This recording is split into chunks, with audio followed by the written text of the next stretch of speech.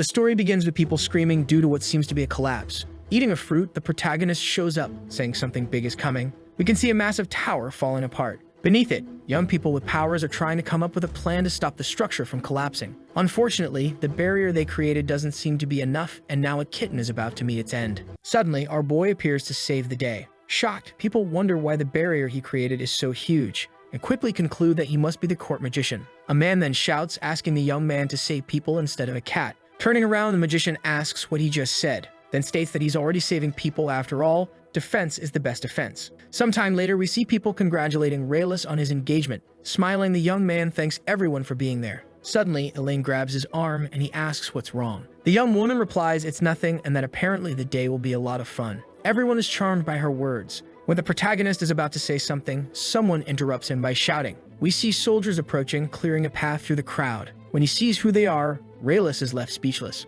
Coldly, the man announces that Raylis is banished from the country for allegedly plotting a coup. Panicking, the young man says he didn't do anything and that this must be a mistake. However, the soldier says there's nothing wrong, stating they found evidence in his house. The protagonist then finds out the one responsible for everything is his fiancée. She apologizes for going through his things without permission. In disbelief, he questions what she means. But we can see that Elaine is not as innocent as she seems. Confused, our boy wonders why he was chosen for this. After all, it was his magical barrier that protected the country from invasions and other monsters. When he learns the king already knows, he realizes there's really nothing more he can do. He decides to simply follow the traitors who are banishing him. Looking at one of the men, he asks if he'll be getting any compensation, but the soldier says no. Waving goodbye, the young man laughs and says he's right. Riding away in a carriage, Raylis cries as he laments not having done anything to make real friends, because he chose a life of parties and stayed away from politics. Grabbing his hair, he asks how this could have happened. Thinking back to moments earlier, the protagonist remembers that during his engagement party, there were some people looking at him with disdain, even though he hadn't done anything wrong and had lived his life with effort and dedication. After all, even if he used low-level magic,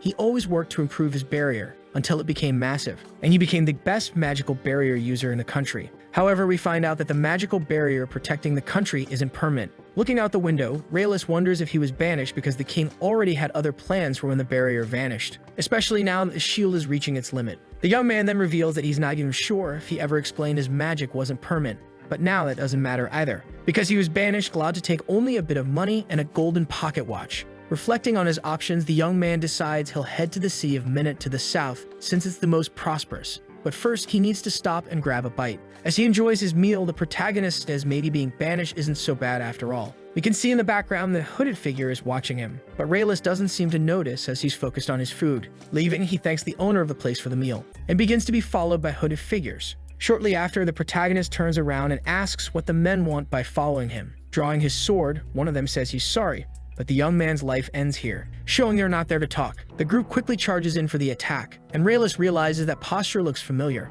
then asks if the villains are from the Knight's group. Before activating his barrier to protect himself, the young man launches his attack called Weapon Destruction, preventing the swords from getting any closer. Apologizing, he says he specializes in barrier magic. One of the assassins then asks what else the boy is capable of doing, then states that all preparations are complete. Suddenly, the ground beneath Raylis begins to crack. The man then says that this is gravity magic. Preparing to strike again, the young man says that if that's the case, he has no other choice. He summons another magical barrier that hits the enemies. Explaining, he says that although it might not look like it, he's someone who ascended to the royal court using only barrier magic, and now he would like to know who hired the men. On the ground, one of the villains says he can't say. Raylis then asks if the man is the leader of the knights and if there are others like him. The villain reveals that since they failed, others will come because someone wants to stop the boy from reclaiming his position. Snapping his fingers, the protagonist deactivates his barrier. Managing to stand up, the man asks if that's all. Saying yes, our boy claims that either way, people like him wouldn't be able to land a single hit. When everyone gets back on their feet,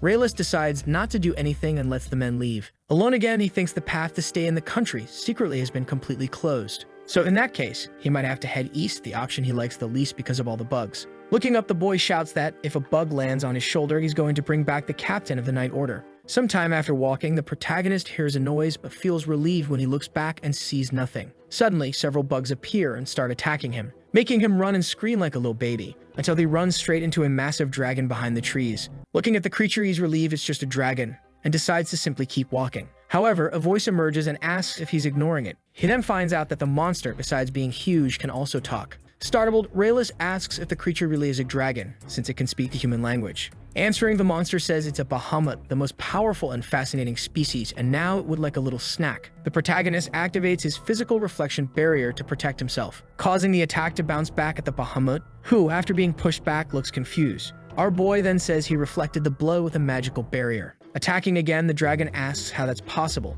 but gets sent flying again just like before. Looking up at the sky, Raylis says it looks like he launched it really far. Suddenly, something embedded in the ground catches his attention. The Bahamut returns and asks why it can't break the advanced magic of a mere human. Mocking, the protagonist says that if it could be broken, it wouldn't be a barrier. However, the enemy claims that it's still just a simple trick. Bragging, our boy says he's been perfecting his barrier magic for 10 years, so it's not that simple. Preparing another attack, the dragon says that surely he must have a weakness. The protagonist quickly activates his barrier, thinking that before taking the hit, it's better to be ready. Meanwhile, the dragon seems to be gathering energy to launch a fatal attack. Then it unleashes a sea of flames toward the boy. Protected, the protagonist says it looks like a beam of light, but it's a magma-like substance. So in that case, it's better to use his magical reflection barrier. The strike bounces back at the creature, which starts screaming, in disbelief that it was defeated by a mere human. Thinking to himself, Raylis says that apparently even the strongest species of dragon is fragile. He decides to follow the path cleared by the monster's body, claiming that it looks more like a natural disaster than a magical one.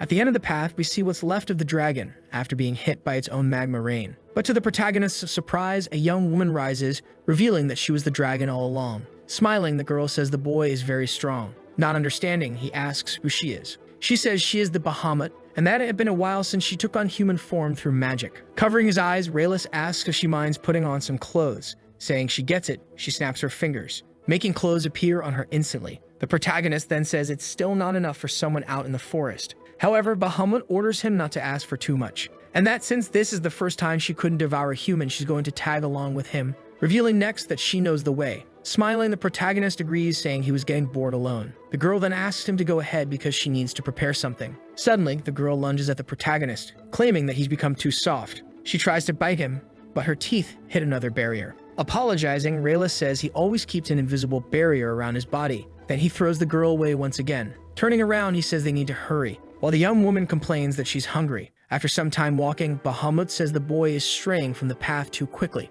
Raylis then says that since she knows the way, she should go ahead because there's no point in staying behind hoping to devour him. He then asks if they're close to the city, since supplies are running low, because someone made sure to eat all the food that was supposed to last a week. The young woman then says she ate because it had been a long time since she tasted human food, but nothing compares to fresh strawberry juice. Saying the girl's name, the protagonist asks if she has another one since that one is too long. She then says she used to be called Faye. He then questions why she and the other dragons don't attack cities, and the young woman says it's because his species always retaliates. Raylis ends the interrogation and asks his companion to hurry because he wants to take a bath, unaware that he's straying from the path again. Thinking, the boy says he hasn't seen other dragons along the way and at least Faye is being useful, even though she annoys him by insisting on watching while he takes care of his business. When he stares at the young woman, she asks what is it, but he says it's nothing. Suddenly, the protagonist realizes he's arrived in a city. We can see many cheerful, smiling townspeople. Smiling, Raylis says it really is a prosperous city, just like the rumors said, while Faye demands to be fed.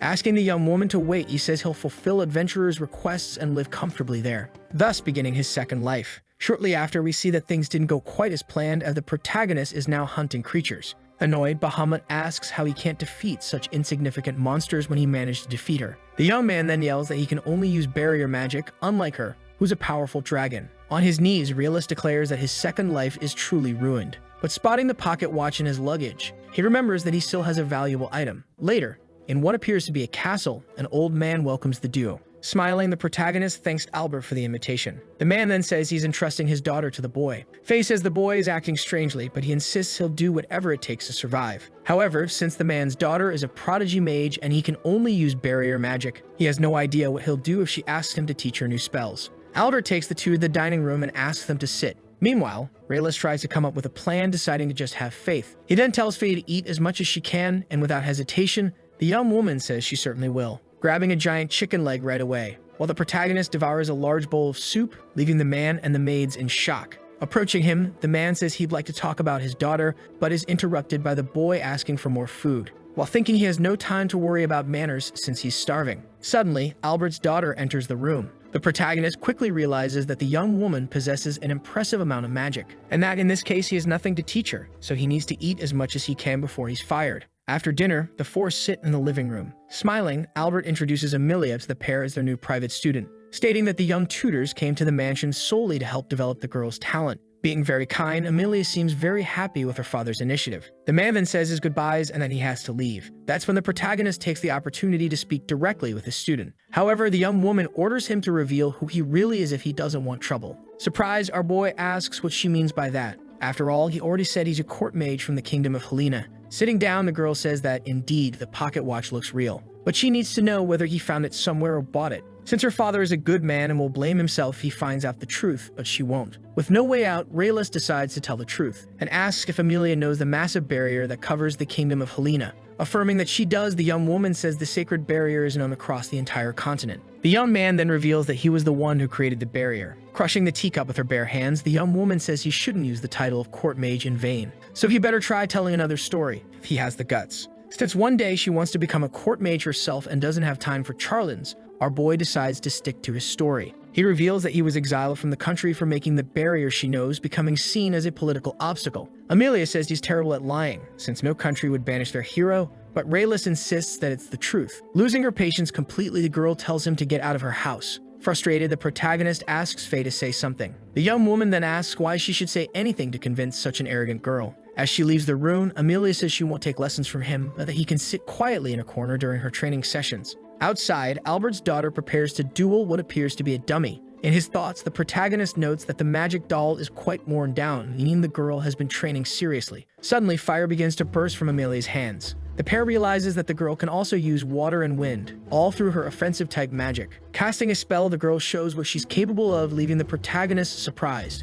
As it gets hit, the doll becomes even more worn. Our boy then realizes that this level of control and variety is on par with a mage of the highest rank. The girl says she still needs more practice, while the boy claps for her performance. Turning to him, Amelia asks him not to speak to her. But not caring, the protagonist challenges her to a duel, saying she only has experience with magic dummies, and that he's going to show her what it really means to be a court mage. Accepting the challenge, the girl says she's used up all her magic and that, to avoid killing him, they'll have to fight hand-to-hand. Noticing the boy's hesitation, Amelia asks if he, as a court mage, doesn't know any martial arts techniques. The protagonist asks if Faye could do it instead, but the young woman says she doesn't want to kill the girl and lose her free food. Smiling, Albert's daughter says she hopes the young man doesn't lose to a girl and charges at him at high speed right after. To her surprise, Raylis keeps up with her speed and dodges the blow, causing Amelia to fall to the ground due to his invisible barrier. Getting back up, the young woman clenches her fist and decides to try again. Putting his arms in front of his face, the protagonist tries to block the punch, but the girl changes the trajectory of her arm and hits him in the stomach, once again hitting the barrier and ending up with a nasty pain in her hand. Turning to him, she asks if he eats iron. Smiling, he says he won, and that if she can't beat him, he's staying. Amelia agrees, and our boy, excited, tells Faye that now they have a place to eat and sleep. Turning to the other girl, he says he'll continue to be her tutor, but Albert's daughter tells him to shut up, claiming she'll get rid of him soon enough. The next day, a maid informs Raylis that Amelia is sick. Not believing it, the boy decides to barge into the girl's room and see with his own eyes, finding her lying in bed. Realizing she has a fever, the protagonist tries to figure out what could be causing it. He then tells the maid he's going to try to heal the girl. Entering the room, Fee asks if he needs help. He declines, saying he's the tutor, so he'll handle it. He then activates his magic, hoping to make Amelia well again. We can see that the plan seems to work, and later someone knocks at the door where the protagonist and Faye are. Approaching, Albert's daughter asks to see the boy's face for a moment, leaving him a little confused. Smiling, our boy says he's happy she's okay. Amelia then says she heard he healed her, which means he's not a fraud, and even if she still doesn't believe he's a court mage, she's decided to give him another chance. But this time, the duel will involve magic. Outside, Amelia says the battle will continue until one of them surrenders, and that aside from that, anything goes. Raylis then says this will be a great opportunity to teach her the things he's learned over time, even though the young woman still underestimates him. Without hesitation, the girl summons several fire arrows, then asks if her tutor can survive consecutive attacks. In his thoughts, our boy realizes she didn't even take 3 seconds to activate her magic, so he decides to fight seriously, but without hurting her. Activating his magic absorption barrier, he prevents the arrows from hitting him, leaving Amelia shocked by such power. However, the girl doesn't give up and launches another attack, which the protagonist stops with just one hand. Furious, Albert's daughter makes water appear from all sides, aiming to trap the young man. Absorbing the attack, Raylis says that would have been very dangerous if it had actually hit its target. Smiling, he thanks the girl for the meal. then asks what Amelia plans to do now. Suddenly, rain begins to fall from the sky, and the young woman activates her ice magic, freezing the protagonist's feet to the ground using the water that just fell. Next, Amelia levitates several ice crystals and hurls them at Raylis. Laughing, he says the girl is amazing and truly creative. However, his barrier is very versatile. Mouth agape, the girl claims that's cheating, but the young man asks what her next move will be. Approaching the magic dummy, Amelia tries to defend herself, then asks what kind of magic the boy is using. Mocking her, the protagonist says he'll reveal what she wants to know if she calls him sensei. Blushing with embarrassment, the girl complies. Our boy then asks her to say it one more time, but Amelia says she'll kill him instead. Stopping the joke, the protagonist says the only magic he can use is barrier magic, and that's how he became a court mage. The girl quickly notices the large barrier that's appeared around her mansion. Shocked, she says the boy is incredible, then asks if he really is the one responsible for the legendary shield. A bit uncomfortable with all the screaming and excitement, our boy says it's all true, and that he really is the owner of the great shield. Out of nowhere, Amelia runs off screaming, leaving the boy completely confused. Later, we see him and Fee eating in the dining room. The dragon girl asks if her friend can't see the young woman spying on them from behind the door. He says yes, but he ignores it because it's creepy. We realize that since the afternoon, Amelia hasn't stopped asking the same question. Kneeling down, the girl apologizes and says that wasn't her true personality, while lamenting endlessly for mistreating her great idol. Stopping the girl from leaving, Raylis grabs her and says it's all right, then invites her to sit at the table. After a while, Amelia asks about his relationship with Faye. Explaining, the protagonist says he blocked all the attacks the dragon girl launched and she started following him afterward. Albert's daughter seems frightened to learn she's sitting next to a dragon. Bahamut introduces herself and says it's a pleasure to meet the young woman, then states that she just remembered something she had forgotten long ago, that they need to find a leader for the dragon forest or else the creatures will invade the city. Rayla says that since it's his fault, he'll take care of it, but Amelia says he can't interfere in dragon matters. Intrigued, the duo asks why. Explaining, the young woman says the creatures are transcendental beings, and if anything goes wrong, a war could be triggered. However, neither the protagonist nor Faye cares, and they announce that today's training will be against a dragon. In the forest, we see that the trio immediately comes face to face with one of the creatures right at the entrance. It's Nidhugg, the black dragon. Fee tells the monster that he'll inherit the leadership, and her only order is that he cause no problems for humans. However, the dragon doesn't take it very well. Forcing the young woman to assume her true form and seeing things are about to get intense, the protagonist decides to take Amelia away. Suddenly, the two dragons begin to battle, which ends up worrying Raylis. Our boy decides to activate a magical barrier to protect the city from whatever may happen, while asking his apprentice to prepare herself for fighting a creature like that one day. With a powerful strike, Fee manages to take down Nidhugg, who begins to vanish into the magma. The girl then gently descends as if she hadn't done anything extraordinary, revealing next that she didn't kill the creature, only did enough for her orders to be obeyed. Completely shaken by what she just saw, Amelia starts rambling non-stop. She states that if the boy sets up a barrier in the city, he'll end up getting involved in politics again. Faye agrees and says that's how humans are, always looking to take advantage of someone. Later, Albert says he knew the boy was a court mage but didn't know he was the one responsible for the miraculous barrier. Therefore, he can no longer allow him to be Amelia's tutor. Irritated, the protagonist slams the table and asks if he's serious. The man says yes, because the boy is a powerful magic user, capable of shifting the balance of power on the continent. So if he stays, he could disturb the power balance among other nations, and the story about being exiled doesn't make any sense.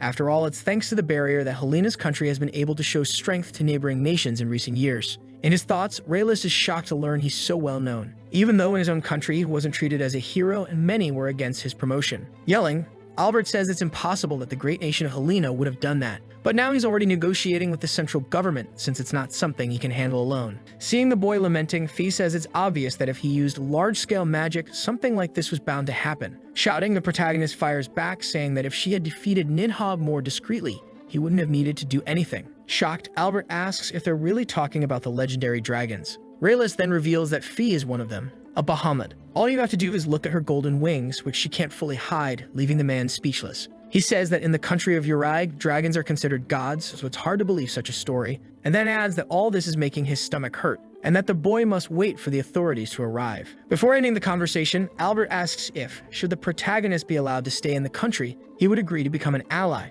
Our boy says he'll think about it, while inwardly admitting he's afraid of being used and discarded again, and wonders if there's a way to live freely. Later, we see him smiling at the sight of a banquet on the table, realizing that it must be happening because of the revelation of his identity. While they eat, Raylis asks Faye if he's the only one who feels something different in Amelia's eyes. The young woman says that apparently the girl has fallen for him, and that really he's the type to always end up in problematic situations because he's interesting. Stating that Bahamut also seems interested in him, the protagonist wonders if it's right to keep traveling with her. But the young woman says that if things get annoying, she'll follow him wherever he goes, which definitely won't be a bad thing. Later, somewhere else, Raylis asks Amelia if they're going the right way. The girl says yes. Shortly after, he asks again before suddenly falling straight into a hole. Recovered, and with the girl beside him, he thinks she's stuck to him like glue. Turning to the side, the young man decides to say that she's way too close. From the other side, Fee says Amelia looks like a cat in heat, but that if the boy just does what he has to, he'll be free. In his mind, our boy says that strolling through the city with two girls isn't fun at all. Suddenly, someone atop a structure says he's exactly what they expected.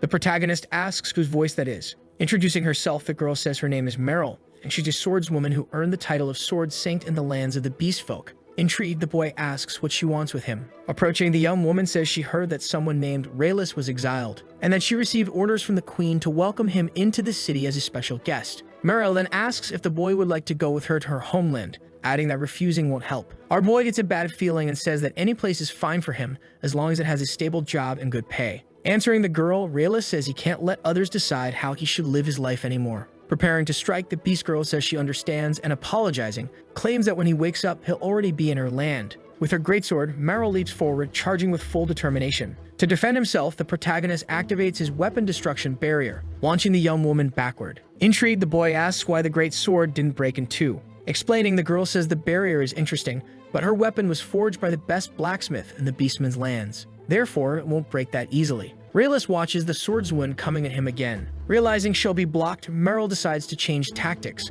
She becomes invisible, forcing our boy to project a wider barrier. Thinking, he says he can sense movement, but he doesn't know where the attack will come from, which makes him quite anxious. The warrior appears behind the boy, quickly noticing that the barrier has turned into a sphere. We find out the protagonist activated his physical reflection power, once again hurling his opponent hard backward. Showing she's tough, the girl quickly gets back on her feet, leaving our boy shocked by her terrifying endurance, while she's also surprised. Looking at her hand, the girl says it seems the power of her sword is being reflected back at her. Raylis apologizes and says her sword won't reach him, then asks why so much violence if he's a special guest. Meryl says it's because if he can't protect himself, he's not the kind of person her country needs. Then mourns that she'll attack again, as she turns invisible once more. Thinking, the protagonist says the girl is so fast he almost loses sight of her, but as long as his barrier is intact, nothing will happen, no matter which direction his opponent attacks from. Frustrated by the blocking of her strikes, the swordswoman decides to unleash her final attack. But even though she does well, she is thrown far away once again. Still standing, Meryl admits defeat and her surprise at being the sword saint yet unable to land a hit on Raylis.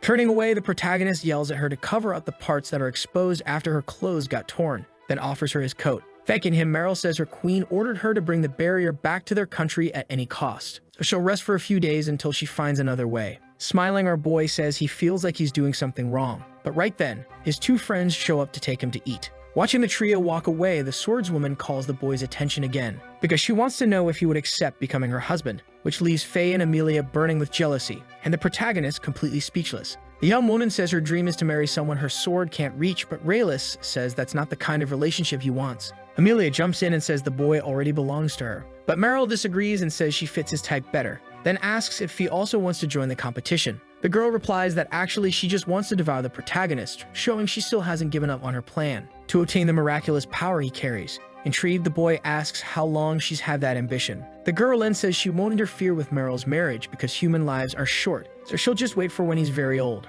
The young swordswoman shakes Bahamut's hand and asks her to take good care of Raylis. Feeling left out, our boy asks if he doesn't get a say, while Amelia declares she won't give up her master, and that one day, she'll bury both of them. Out of nowhere, another voice appears and asks if she can join the story, revealing that she didn't believe it when she heard the protagonist was banished, and that it's a pleasure to finally meet the famous Raylis. Introducing herself, the girl says her name is Gabriel Pereleg, representative of Menet, a place she came to invite him to. Apologizing, the boy says he decided not to go anywhere for a while. The young woman then says she likes stubborn people, but her mission is to take him with her, which is something she's very good at doing. Gabriel vanishes and reappears behind the boy, but he quickly activates his barrier and prevents himself from being kidnapped. Activating her power, the girl says that, as expected, this won't be an easy task. Watching the situation, Fee says a serious attack is coming. Suddenly, a huge leg appears and lunges toward the protagonist. We see it belongs to a creature that looks like a demon ready to do whatever its master commands. Before starting the battle, Gabriel decides to cast a spell to avoid damaging the city,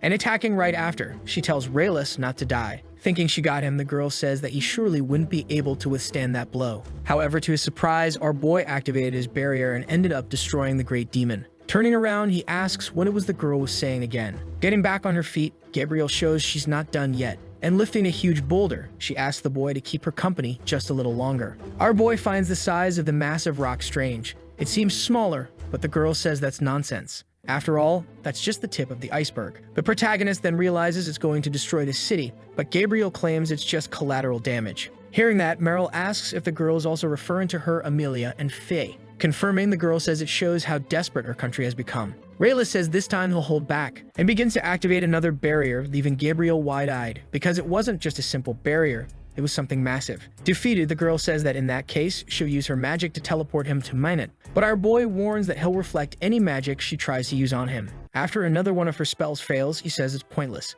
We can see Gabriel, who's fine despite the strike, but embarrassed, she asks if he did that on purpose. Desperate, Rayla says that's not true, and removes another piece of his clothing to help the girl cover up, while apologizing for what happened. Meryl appears and says she's already chosen the boy to be her husband after seeing Gabriel's intentions. The girl then says that apparently the protagonist likes violent women, so she's the best choice, thus beginning another argument. Shortly after, the two of them turn and ask who Raylis prefers. Embarrassed, the boy asks why this is even happening if both of them tried to kidnap him not long ago. Another fight begins between Meryl, Gabriel, and Amelia, all of whom are willing to do whatever it takes to marry him. Being sensible, Fee says that Margrave will soon bring officials into the country and that it would be better for the girls to speak with their representatives. Gabriel says she agrees and asks what Meryl thinks. Smiling, she also agrees. Suddenly, something catches the group's attention, and it seems to be coming from the forest. Turning around, the protagonist looks very surprised. We see what appears to be a massive explosion, caused by the collapse of the barrier that once protected the kingdom of Helena,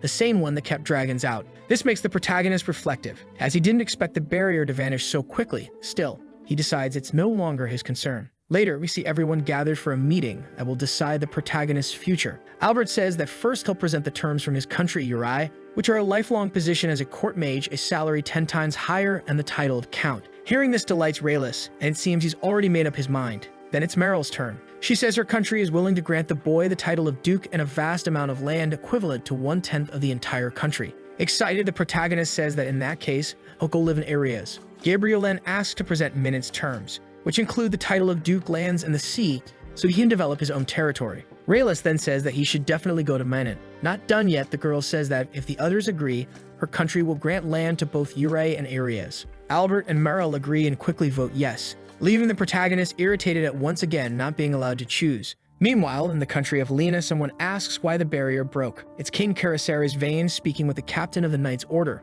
Irritated, the man asks why Raylis hasn't shown up since it's been half a day since the barrier collapsed. The man then says the boy disappeared 3 weeks ago, and that searching has been difficult. He then asks if he can become solely responsible for the mission. The king quickly agrees and questions why Elaine said nothing and remains so calm despite her future husband's disappearance. Later, we see the captain furious about the idiotic plan Elaine proposed. The young woman says it's too late for that and that no one knew the barrier would fall. And besides, she first needed to marry the crown prince. Frustrated, the man says he only agreed to participate because she promised to make him prime minister if she became queen. Crying, Elaine says she just wanted to be with her beloved prince, while the man states that the truth can never be discovered. Therefore, she must silence everyone who witnessed the broken engagement with money, while he will bring Raylis back and force him to restore the barrier again. Because if that happens, everything will be fine. Leaving the room, Elaine says she's trusting him, leaving the captain of the knights alone immersed in his own anger. We return to the meeting that decided Raylis' fate. Catching everyone by surprise, the boy says that actually he's not going anywhere, but instead will find a good job with few conditions. Gabriel then says he might end up being pursued by other countries, but the young man shows he doesn't care. Insisting, the girl shows the contract again, stating she'll give him the east of Minot, where he can establish an autonomous territory that will be entirely under his control. Upon hearing that, the boy says it's almost as if he'll become a king, and the young woman confirms that's exactly it. He only needs to, in exchange, place a barrier around the cities near the Dragon Forest. Meryl says that would be beneficial for everyone. Albert agrees and says the protagonist's power is too great to belong to just one place, and that a barrier in all the cities is enough to reinforce a country's defenses. The Beast Girl walks up to Gabriel and says she has a big brain too. Standing up, Raylis says he likes the plan. Picking up a pen, the girl from Manhwa says all he has to do is sign, while Albert announces he'll get some champagne. Next, everyone toasts in celebration. And so we learn that the first order of the day was to go to Areas, the Beastman country to the north, where the protagonist raised the first barrier. Sometime later, our boy says it's done. Fee asks if the process wasn't supposed to take longer. The boy tells her to be quiet. Gabriel appears and says she's impressed while thanking him. Raylis then asks if he can roam freely through Manhwa, as he'd like to explore, and the girl says yes. And in addition to permission, she gives him a bracelet with a magic stone that certifies him as the lord of the domain. After that, the three girls take the opportunity to try to convince the boy to marry them. However, he simply says goodbye and continues on his way with Faye. Shortly after, the young woman asks how much money Gabriel gave the protagonist. He says around 10,000 gold coins, enough to travel for 10 days without any issues. Bahamut then asks why, after just 3 days, they already have nothing left. Yelling, he says it's because someone decided to eat like 10 people. The girl mocks him and just tells him to get a job, since she has no reason to, because if the boy dies, she gets another meal. The protagonist then says there's only one place to get money without revealing his identity. Watching the boy walk away, Fee asks him not to do anything illegal. The two then enter a tavern, which is the Adventurers Guild headquarters. Observing the men, the dragon girl says everyone there looks weak, not caring that she can be heard. Smiling, a woman welcomes the duo and asks if they have any requests. Our protagonist gets straight to the point and says he'd like to register as an adventurer. The woman mockingly says she understands, and he realizes she thinks he's weak. Denying it, the receptionist asks if he has any experience as an adventurer or someone to vouch for his skills. Since the boy says no to both questions, the woman says that in that case, he's ranked E. She then shows him the list of missions he can take. The protagonist notices none of them involve hunting monsters. Complaining, he says he needs to feed someone who eats a lot. Suddenly, a voice asks what's with all the noise and if someone needs help. Intrigued, the protagonist asks who he is. We find out it's Azes. Enchanted, the receptionist says that Raylis wants to take on the hardest jobs, which leaves him outraged. Grabbing the protagonist by the shoulder, the blonde guy says that in that case, he'll show him the world of high-level adventurers, leaving the woman puzzled to see the best rank B adventurer wanting to help a rookie. Azes then says it's still something worthwhile to do, while our boy notices how tall and handsome the guy is. The adventurer gets closer and says they'll split their rewards, making the protagonist very happy. We see that the duo, or rather the trio, will take on the Ginga Turtle mission. Shortly after, we hear Azes saying that dungeon is full of weak monsters, except for the turtle, which is rank A, and that the creature hides in its shell, which becomes extremely tough when it feels threatened. Thinking, Rayla says that if that happens, his magical barrier won't work. Azes notices the boy has gone pale, and he asks if the boy is thinking about giving up. Denying it, our boy says he won't, especially on such an easy mission. Shortly after, the adventurer says he doesn't see any monsters and asks which of them will take the front and rear positions. Hearing that the duo has no idea what that means, Azes says that in that case, they just need to focus on staying safe. To do that, they should stay behind him and not do anything reckless. The protagonist is surprised by such kindness. Suddenly, the turtle Ginga appears, roaring. Stepping forward, the adventurer asks the young ones to leave it to him, but Raylis becomes worried. With his large sword, the boy says he'll finish the creature with just one strike. However, his attack doesn't even scratch the turtle's shell. Nervous, he tells the duo to run. Watching from below, the protagonist realizes the boy's attacks aren't working, and that if this continues, his sword will break before the monster's shell does. Taking action, our boy casts a physical enhancement spell. Azes tells him to stop approaching, but the protagonist says that even if he wanted to, he wouldn't be able to do anything. Thinking a bit more, our boy concludes that maybe it's better to reinforce the sword's hardness with his barrier. He quickly realizes that his idea worked, and the boy's strikes grow stronger. Azes then says he's ready to cut the shell in half, but something catches him off guard. The turtle curls up like an armadillo and begins charging at the trio at high speed. The protagonist realizes he has to put a barrier around Azes before the worst happens. Meanwhile, the adventurer holds his sword in front of his body, hoping to block the impact, but is thrown far away right after. Raylis wasn't able to finish the barrier given the speed of the attack, and now the monster has its sights on him. Getting to his feet, Azes says the creature's classification is wrong and that it's actually rank S. Furious, the turtle roars and prepares to attack. Thinking, the protagonist says the adventurer is already at his limit, deciding to draw the monster's attention to buy time. Angry, Azes shouts that he told him to hide, as he notices the turtle is even faster now. With wide eyes, Raylis prays that someone will arrive in time to save him. The adventurer yells, hoping to draw the monster back, but suddenly, strawberry juice splashes across his face, which also catches Faye's attention. We see a large stain on the ground as Azes asks if the boy got obliterated. However, to our surprise and the adventurers, what was on the ground was the turtle's head. Rising from the remains of the creature, the protagonist says that the monster really was troublesome. Azes shouts to ask what he did. Confused, our boy says he just raised a barrier. Grabbing the boy, the adventurer questions if he stopped the creature using a basic magic spell. The protagonist says yes. Suddenly, Faye steals the attention by saying she's going to have a snack, leaving the blonde boy even more stunned as she grabs part of the creature and eats it like a snack.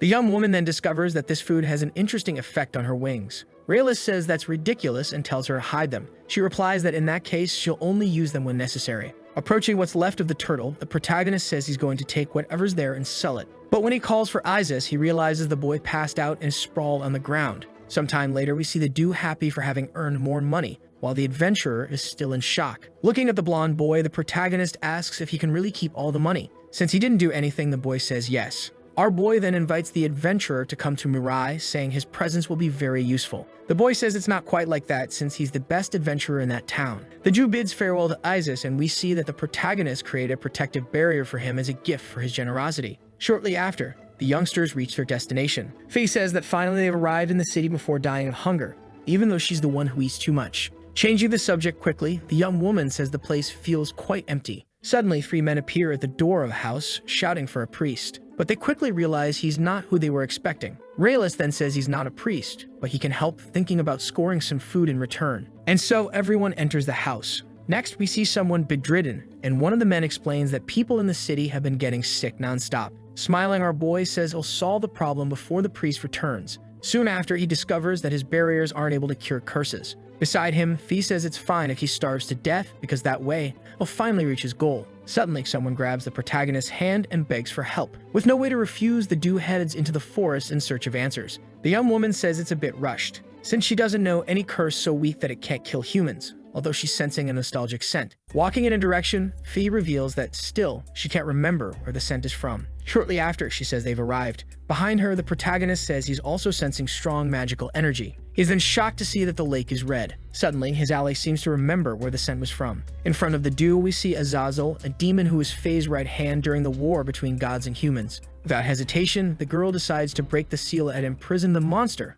leaving Raylis terrified. The young woman then explains that it was Azazel's curse leaking from the seal that made the people in the city sick. Kneeling before Bahamut, the demon reveals that they haven't seen each other in 300 years. The young woman says he's still so formal.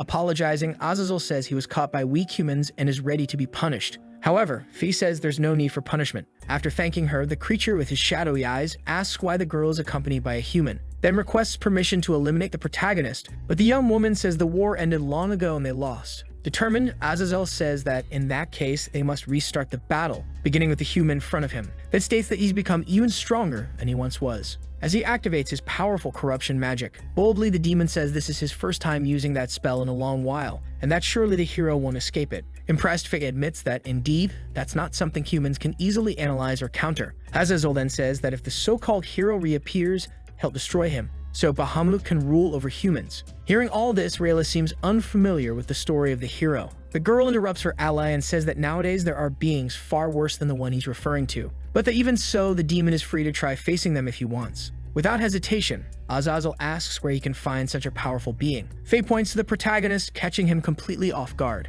The young woman then says that if her friend can defeat the boy, she'll reconsider the idea of restarting the war. Getting ready, the demon asks if, in that case, all he needs to do is drive the boy away. The girl says yes. With her confirmation, the horned young man wastes no time and activates his corruption magic. All we see next is a massive flash, followed by fade, surprised by the large-scale corruption, while Azazel controls his attack with one hand. Smiling, the boy says that was actually pretty easy. The girl tells him not to get too confident. Climbing out her crater, Raylis says that really was terrifying. Confused, the demon wonders if he hasn't fully recovered yet and decides to go for a direct attack. Huge stones fly toward our boy's head, and as they crash down, they raise a cloud of dust. Dusting off his hands, Azazel asks Faye where the invasion will begin, then is quickly shocked. When he sees the protagonist asking for a short break, with no other option, Azazel decides to change tactics, even though the last thing he wants is to touch humans because they're too filthy. Intrigued, our boy is stunned when the creature simply vanishes and reappears right in front of him. Terrified, he activates his magical barrier reflection, causing the demon to lose one of his arms.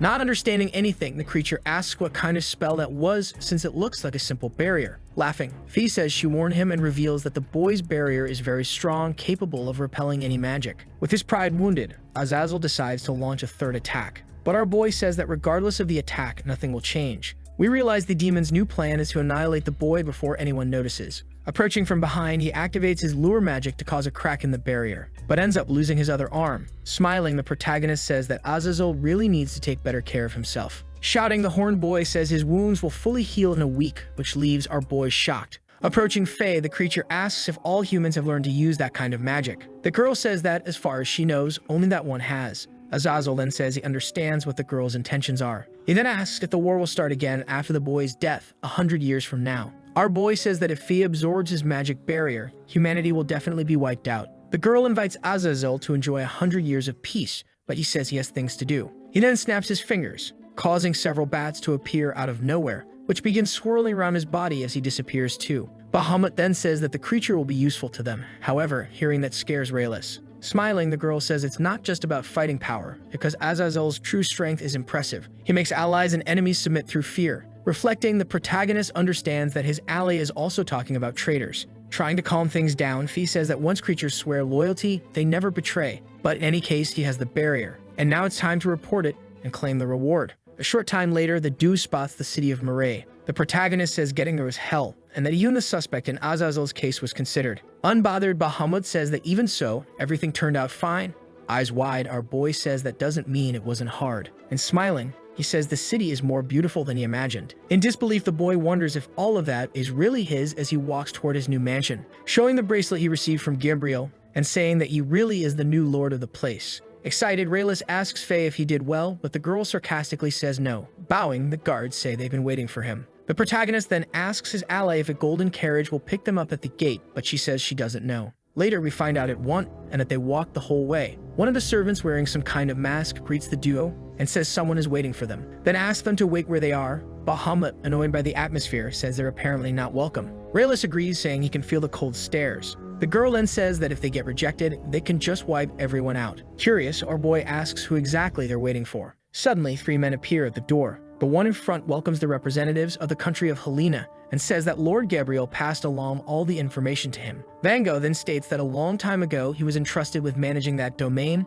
and having heard the new lord comes from a common background, it would be better for him to keep living as he always has, freely. Raylis then asks if the man is suggesting he be a lord only on paper. Standing behind his guards, Vango tells the boy to interpret it however he likes. Annoying, our boy says this may take a while. Suddenly, Azazel and other creatures appear, leaving the old man in shock. Kneeling down, the demon says he freed his friends and that, if Fee allows it, he'd like to work for Raylis. The girl agrees and says he did a great job. Nervous, the annoying lord shouts, asking who dares be so insolent in his presence. Without hesitation, Azazel activates his magic and destroys one of the old man's guards. Looking at the other, the chubby man, he says he's in his way too. Afraid, the henchman starts crying while Vango yells, asking what he's doing just standing there. We see the man wet himself as Beluga approaches. Looking at her ally, she says she'll take care of the filth. With her massive sword, the henchman desperately begs for mercy. But the girl says that leaving loose ends always causes problems later and quickly wipes out the enemy. Vango just watches everything up close. And seeing what Beluga just did, he screams, asking how the girl dares. He's quickly eliminated by Azazel, who then kneels at the protagonist's feet to show he serves him. Standing up, the horn boy asks the swordswoman about the other obstacles in their way. She replies that she already handled everything, then orders someone else to let the rest of the obstacles in. Beluga then says that only those 5 people aren't against Raylis. Shocked, our boy asks if that means she killed all the others. After the confirmation, he realizes he now only has 2 guards, 1 cook, 1 maid, and one appears to be a girl, which confuses him. Even so, the boy asks everyone to keep working as before and says their salary will be doubled, as long as they keep what happened that day a secret. Catching our boy off guard, the servants begin to cry and thank him for saving them. The protagonist gives a slight chuckle, but notices that the girl, who isn't his servant, is staring at him intensely. As he approaches, he wonders who this young girl might be and why her hands are trembling. Someone explains that the girl was a daughter of Vango who had been kept hidden and locked away. Our boy immediately orders his servants to untie her, then asks what those injuries are, but the girl starts screaming and tries to run away. Unintentionally, her back is exposed, revealing many marks, which leaves the protagonist stunned. Looking back, the girl asks if he hasn't humiliated her enough already. Beluga asks if she should take care of the problem, but the protagonist says it's his fault for lacking sensitivity. After all, the girl lived a hopeless life and has already suffered too much. Raylis then orders them to treat the girl's wounds, and she asks why. The boy says it's something anyone would do and assures her he won't harm anyone, while reaching out his hand to her, offering a fresh start. But before accepting his help, Vango's daughter says she should thank him and introduce herself first. We find out her name is Lumise Murray. Still on the ground, the girl says she knows he's not like her father, but that she won't let those lands fall into the hands of demons. and that she will protect her loved ones. Without arguing, the protagonist says he accepts that. We return to the past and see Raylis with an elder. Seeing the boy create a barrier to protect a bird's nest, the old man says he uses strange magic, since he's seen all types of magic, but never anything like that. And that even though the boy doesn't know what it is, there are many attack spells, so he doesn't understand why the boy insists on only using that one. Little Raylis says it's because he wants to protect something important. Smiling, he tells Lumis that she also has something to protect, leaving the girl confused. Snapping his fingers, the boy says he'll teach her a spell, so she has to grow stronger and return to reclaim the city. However, the only magic he teaches is barrier magic. The young girl screams that it's not enough while being carried away by Beluga. Watching this scene, the protagonist says he hopes barrier magic will be useful to those people. Then asks Azazel what he should do.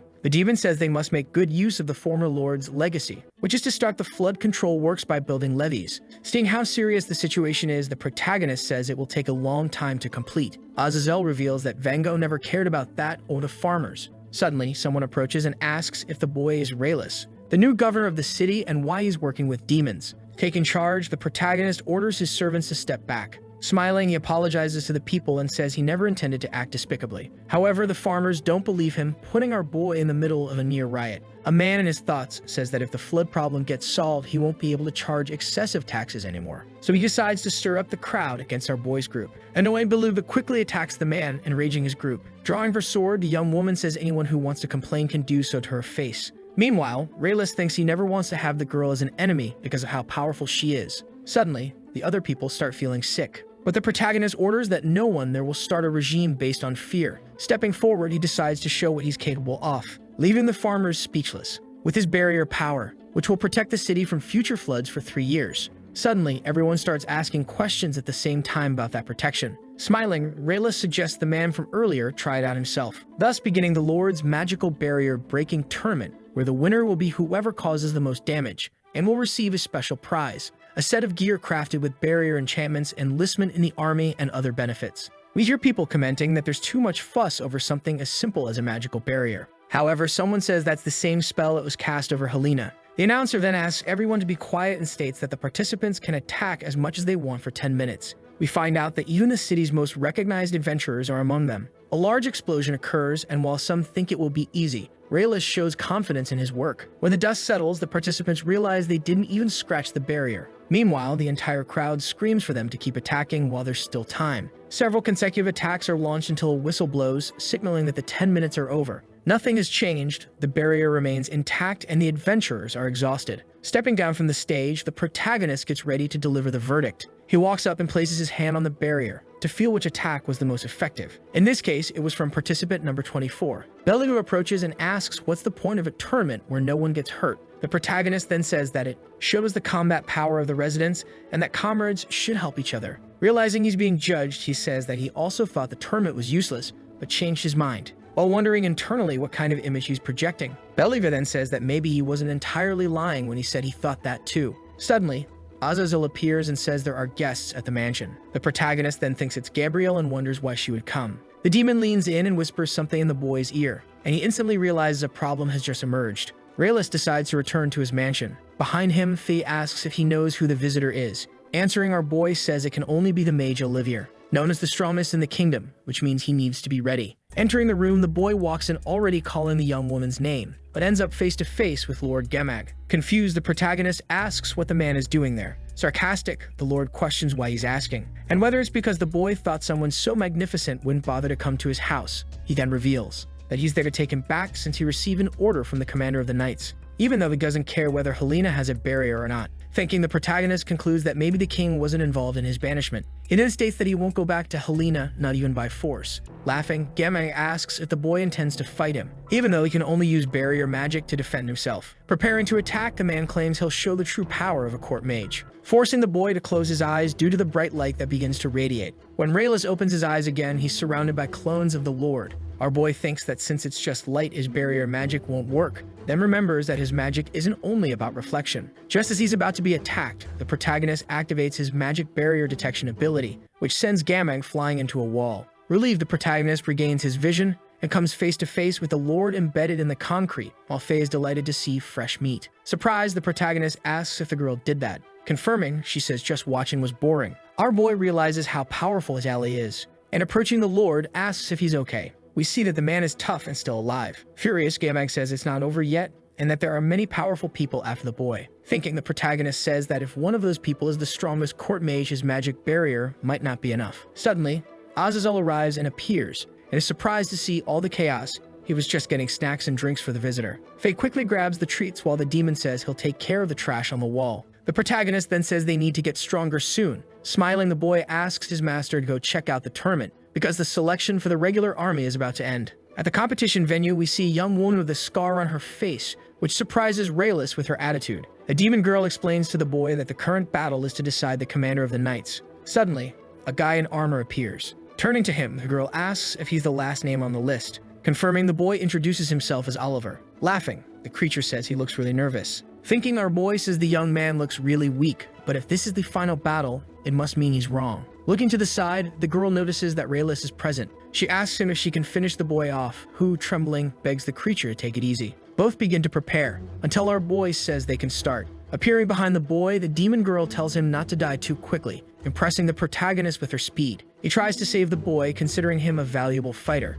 Surprised, the girl wonders where the boy went and how he dodged her attack. Looking back, Caprice asks if her opponent is only good at running away, and she goes back to attacking, determined to pin the boy against the wall to finish the fight. Raylis says that this time he'll put up a barrier, while the demon girl keeps throwing blow after blow. Our protagonist then realizes the boy has closed his eyes, suggesting he plans to die. However, to his surprise, the boy's aura changes completely. The warrior begins unleashing multiple strikes against Caprice, who tells him to stop and fight fair. Raylis then realizes that now it's the demon girl who needs a barrier, as she's about to be annihilated. With a powerful attack, the boy hurls the creature backwards, her body cracking the ground on impact, while the MC wonders what the hell just happened. Desperate, he rushes over to Caprice and asks if she's okay. Standing up, the girl says it was just a lucky hit and she won't hold back anymore. Surprised, the armored boy asks if the demon girl still wants to fight, and upon hearing that he's going to be crushed, he closes his eyes again. To activate his power, the protagonist quickly notices that the aura has changed again,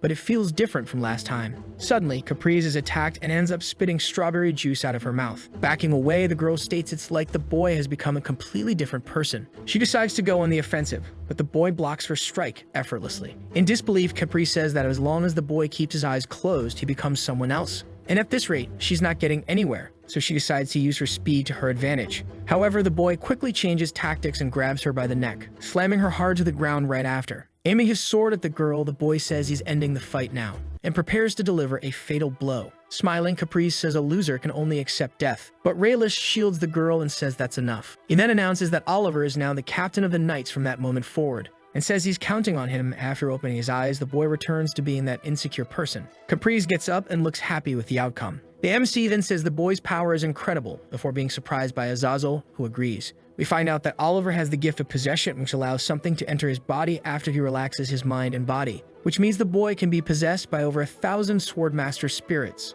Raylis then wonders if he truly made the right decision, especially without seeing the other competitors. Concluding that even so, Caprice is very talented and will surely be a great help to Oliver. The horn guy then says he finished the annual tax report for the MC to review. Reading the paper, our boy is shocked to see there's even a tax for when a child is born, for being overweight and for full moon nights. Stunned, Raylis demands all of that be abolished, except the overweight one because it's funny. Looking at Azazel, he says he'll go inspect the lands and that Azazel should come with him to see what people really need. In town, we see Raylis being called a cool old man by a child. The boy's mother apologizes for her son, but our boy says it's all fine. After that, there he is, surrounded by a crowd thanking him for abolishing the unnecessary taxes. And that thanks to him, everyone's spirits have risen and agricultural production has gone up. Smiling, the MC says he was worried people would think he was starting a reign of terror. Everyone denies it, and one man says only those who deserved it got what was coming. Hearing that, our boy can only laugh. Suddenly, we see a human child has injured a demon child, claiming her species is evil. Stepping into the fight, the MC says he wants to hear a human side first, causing outrage from the other side.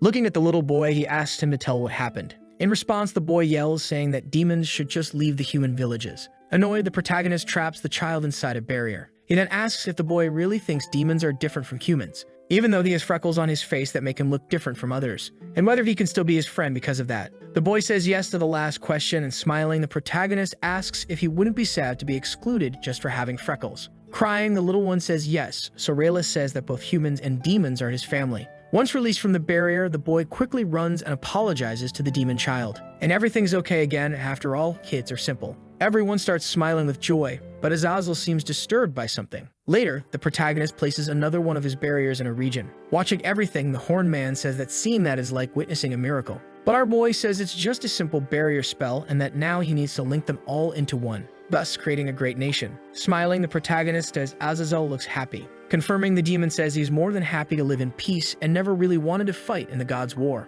Our boy says he can see that just as he sees how hard he worked last month, and that he likes the fact that the guy is so cool. Then he asks if the demon has been enjoying himself since his seal was broken. Azazel says he didn't expect much from this place, but that it's definitely better than it was 300 years ago. Catching the protagonist by surprise by finally smiling. Laughing out loud, our boy says it's time to celebrate the completion of the barrier. Meanwhile, elsewhere, someone yells at Akane. It's the proud captain of the Knights. Speaking to a young girl who's sucking on a lollipop, he says that after Gamag's death, she's the only one left. The girl agrees to participate, but not to follow the man's orders, who can do nothing but accept it. Leaving the room, Akane says she can't wait. Suddenly, Aline approaches and asks the man what that brat was doing there, and if he's really going to send the girl after Raylis, even though she's not a good choice. The man then asks if she has a better idea. Without hesitation, the woman asks for 2 guards, saying she'll take care of everything since she has her lovely mouth as a weapon. Meanwhile, walking through the city, the protagonist notices that more merchants have arrived in the area. Suddenly, someone appears yelling for him. Telling Beluga to wait, the boy says he'd like to hear what the man has to say. Darkly, the merchant says he crossed the sea to get there because he heard the position of leader of the merchant guild was open. The protagonist says he doesn't accept bribes.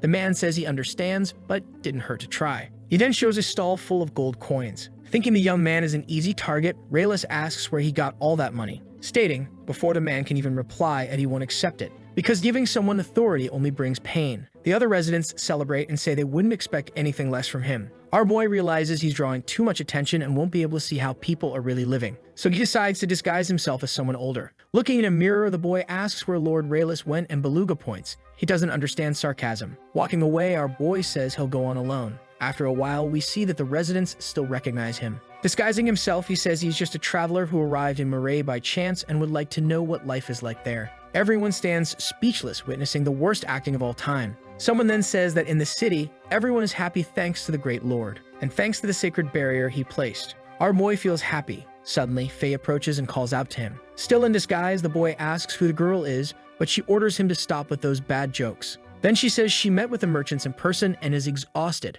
but she ran into an elf along the way who asked her to deliver something to the boy. The protagonist realizes it's a letter. His ally then says the creatures were high rank but severely wounded. Without hesitation, Raylis decides to read the message right away, asking afterward where the elf who delivered it is. Faye then says a mage appeared and took everyone away, and that his name sounded familiar, something like Olive. Shocked, our boy concludes that it was Olivier who kidnapped the messenger. They quickly realize they must return to the castle and get ready. At home and without disguise, the MC reads a paper by the window. We learn it's a to-do list. Thinking, the boy says that judging by the letter, the elven power struggle might affect his city, and that before speaking to Azazel, he needs to double-check the castle's defenses. Suddenly, a noise catches his attention. Behind a door, he finds a demon child. He wonders what the kid is doing there instead of in the dungeon. The child quickly kneels before the protagonist. Smiling, he asks what the kid's name is. The little one says his name is Dago, and that because he's the weakest among demons, Azazel left him behind. Our boy thinks that story doesn't quite make sense. He asks what the child was doing with those shiny stones.